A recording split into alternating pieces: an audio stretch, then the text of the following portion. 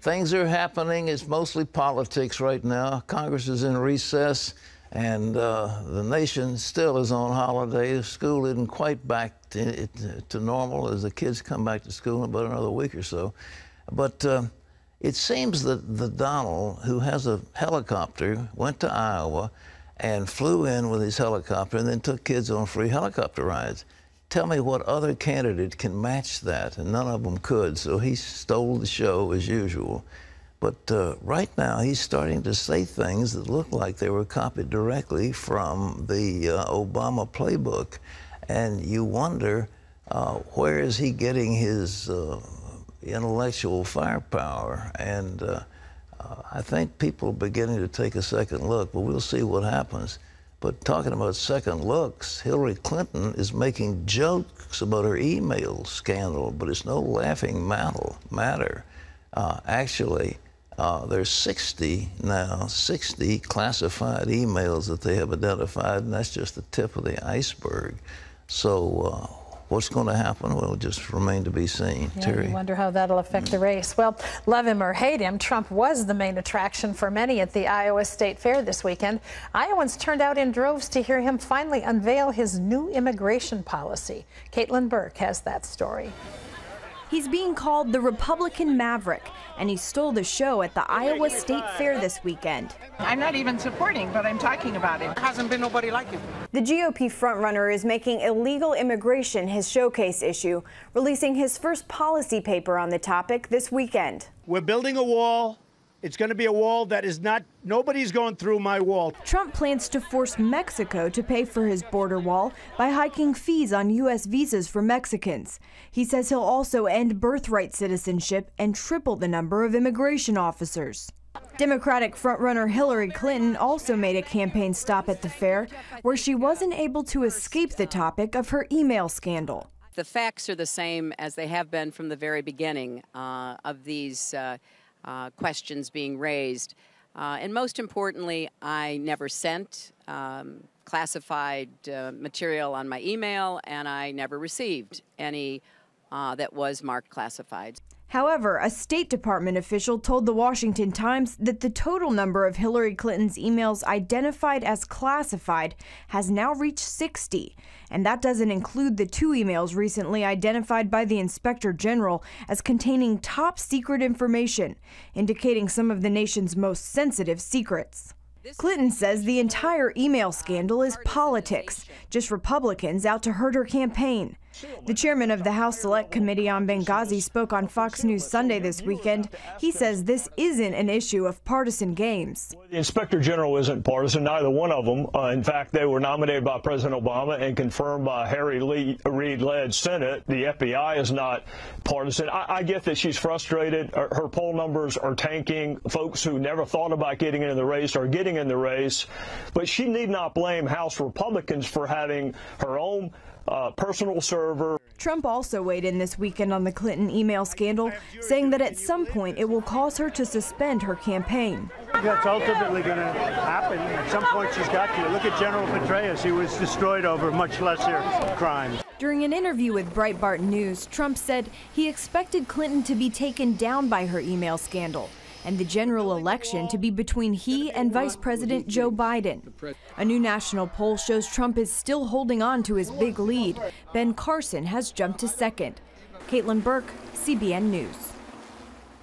Well, it's a long road and many, many pitfalls along the way and many shifts in polling. So somebody said the only poll that really matters is the one that takes place in November when people go to the polls. That is the only poll that really counts. The rest of them are just sort of beauty contest feel-good measures. Well, the president may be gearing up again to bypass Congress. This time it's about his nuclear deal with Iran. John Jessup has more on that story from our CBN News Bureau in Washington. Here's John. Thanks, Pat. Congress is set to vote on the deal with Iran in just a few weeks, but new reports indicate the vote may not matter that much. That's because President Obama could decide to act on his own, ignoring the outcome of the vote. Some political analysts believe the president would still have the power to use executive orders to give Iran most of the billions of dollars in relief from economic sanctions. Meanwhile, Republicans and even some Democrats are trying to rally to oppose the deal. Republican presidential candidate Mike Huckabee will discuss the nuclear agreement with leaders in Israel this week. And Donald Trump is warning that Iran must be stopped now. Are going to be such a wealthy, such a powerful nation. They're going to have nuclear weapons. They are going to take over parts of the world that you wouldn't believe. And I think it's going to lead to nuclear holocaust. And I will say this. The people that negotiated that deal, namely Kerry and his friends, are incompetent. Meanwhile, Iran's supreme leader says no matter what happens with the deal, he will not allow the U.S. to have any influence over Iran. Well, Iran denies it's hiding evidence of nuclear activity, even though satellite images show work being done at a military complex. That's just one more item Congress will have to evaluate as it debates the nuclear agreement. Here's CBN News Middle East Bureau Chief Chris Mitchell on special assignment here in Washington. This satellite image shows activity at Iran's Parchin military complex, a site often suspected of building a nuclear warhead. Iran claims the work is related to road construction, while others suggest it's a cleanup operation before IAEA inspectors arrive. As lawmakers on Capitol Hill debate the Iranian nuclear deal, they must decide if Iran can be trusted. Another question, can U.S. intelligence services find out how close Iran is to a nuclear bomb? If history is any judge, their record since World War II is not promising. Beginning all the way back in the 1940s, with the Soviet Union at that time, the Communist Chinese, later on the Pakistanis, the Indians, the South Africans, all developed programs without the Western services, any of them apparently, or the IAEA, once it had come into existence later, knowing about them. Claire Lopez from the Center for Security Policy believes Iran practices a dual nuclear strategy, one hidden and one for the world to see. The entire program has always had a clandestine pathway to the bomb to it. I don't think we have anywhere near 10 years or 15 years, but the real program moved underground and remains to this day, in large part, I think, a covert or a clandestine nuclear weapons program. And the proof of that is that every so often another site will be revealed. Lopez agrees with Israel that the current nuclear deal fails to address Iran's secrets. I think that Prime Minister Netanyahu was exactly right to say that this deal, if it goes through, legitimizes the overt pathway to a bomb for Iran, but it doesn't even address the covert pathway to a bomb, which continues unaffected by sanctions or anything else. Given past failures of Western intelligence to uncover hidden nuclear programs around the world, U.S. lawmakers will have to determine they won't be fooled again. Chris Mitchell, CBN News, Washington. Thanks, Chris. Pat, back to you.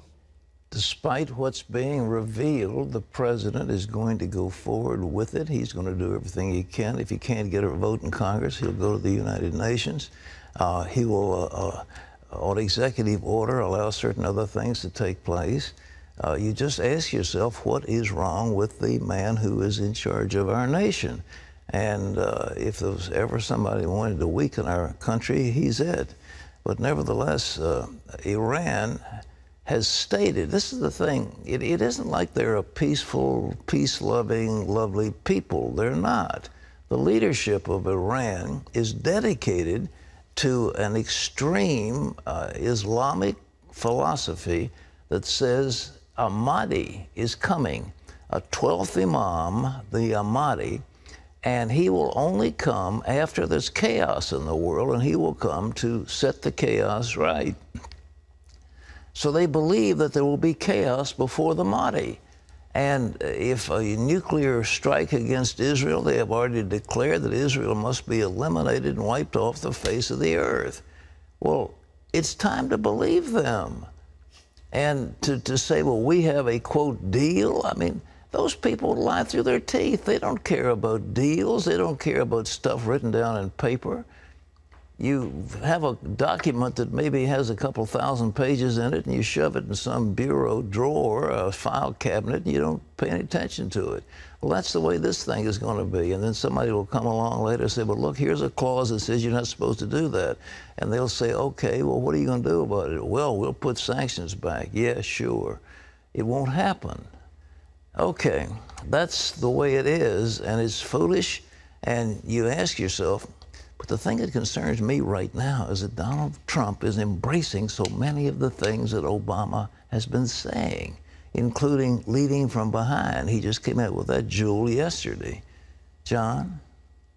Pat, in other news, telecom giant AT&T pioneered a data collection program that gathered hundreds of billions of internet records for the National Security Agency.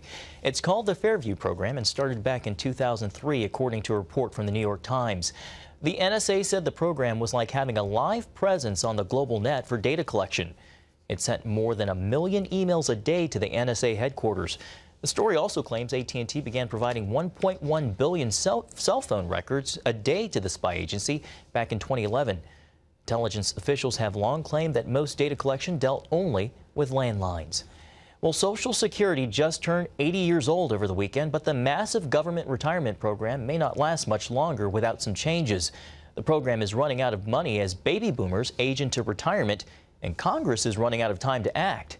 Lawmakers have long debated raising the retirement age, cutting benefits, or tax increases to offset the imbalance, but those tend to be politically unpopular.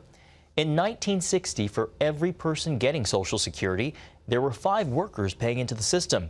Now there are fewer than 3. Well, brace yourself. Pat, back to you. All right. Well, I just wanted to talk about Social Security. I've been playing that note on my violin for a few years now. Years and years ago, I talked to the head of the agency that controls Social Security, and she said, we've got $1 trillion deficit, and that was years and years ago. It's much bigger than that. And the trouble is that it's been robbing the trust fund. There is no Social Security trust fund. It is a fiction that somebody like Al Gore used during a campaign, but it was just nonsense. There is no lockbox. There is no, what is it? They take government bonds and put them in an account, and they spend the money on current deficits. They've done it year after year after year, and they, the Congress, the administration, the people. So Social Security has taken taxes from you and me and all of us who are working and have put it into a fund, and then they've spent the money in that fund, and they said, okay, well, we'll put an IOU in. So the money's gone, but there's an IOU in place, and the IOU is a government bond. Well, the government bonds are fine, but when you get trillions and trillions and trillions of bonds and you have to start cashing those bonds in, then you've got to come up with the cash, with the money. And where's the money come from? Higher taxes. But right now, it's time that the leaders in the Congress say, I know it's considered the third rail, but you've got to embrace this thing and correct it. Social Security was put into effect when the average worker died when he or she got to be 65. That was the cutoff year. Now, people are living to 70, 75, and 80, and the largest segment of our population, the largest growth segment, are those seniors over 80. So the people are living longer and drawing Social Security longer, which means that the cutoff for the beginning of this has got to go from 65 up to 70 or 71 or 2 or something like that in order to balance the numbers. And it can be phased in gradually, but somebody has got to be a leader and say, this has to be done. Simpson Bowles, I was thinking about today, they did a superb job of showing how we could balance the federal budget and pay for the necessary things we need and cut certain expenses that weren't necessary. But the president, it was his own commission, and he just totally ignored it. They did a marvelous job. We need something like that right now to fix the tax codes out of whack. We need to cut the corporate income tax down to at least 25%. We need a flat tax. We need all these things. It can be done, but there has to be intelligence and courage. And those things apparently are sadly lacking in the highest levels of our government. John? Pat, it's a tough, bitter pill to swallow, but we're being told to brace for another extremely cold and snowy winter. That's a prediction from the Old Farmer's Almanac, and they often get it right, just like they were last summer. The almanac calls for above normal snow and below normal temperatures in the Northeast, though not as bad as last year. It also predicts places that don't usually get much snow, like the Pacific Northwest, will actually see it this year. As far as El Niño's impact on California, the almanac says the drought-stricken state will get some urgently needed rain this coming winter, but it likely won't be enough to end the drought. Pat, I'm not sure about you, but I'm still trying to discern if there's any good news in that prediction. I believe in that Farmer's Almanac. Those guys, I don't know how they do it, but last year they were on target, and there was record. They said it would be record cold. And New England, whoever heard of 10-foot drifts and 30-foot drifts? Yeah. I mean, it was unbelievable what they had to go through. And again, it's coming up, and it's going to be cold. Those of you in shovels, Boston. in Beantown, you got some winning football and baseball teams, but now's the time to book a flight to Florida. Be a snowbird. Get south.